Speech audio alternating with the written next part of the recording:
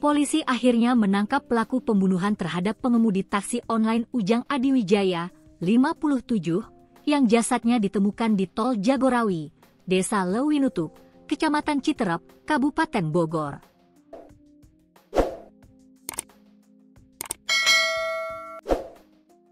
Sudah ditangkap, kata Kapolres Bogor AKBP Wiha Ardilestanto kepada Kompas.com, Kamis, 13 November 2025.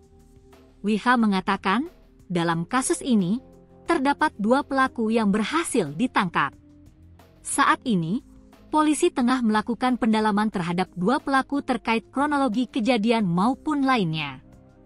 2 pelaku ditangkap di Ciamis, pungkasnya.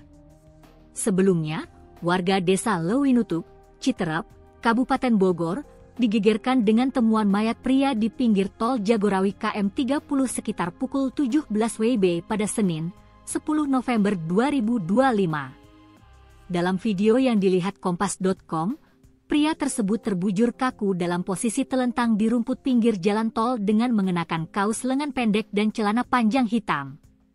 Hasil pemeriksaan, mayat tersebut diketahui bernama Ujang Adiwijaya, warga kota Depok yang berprofesi sebagai pengemudi taksi online.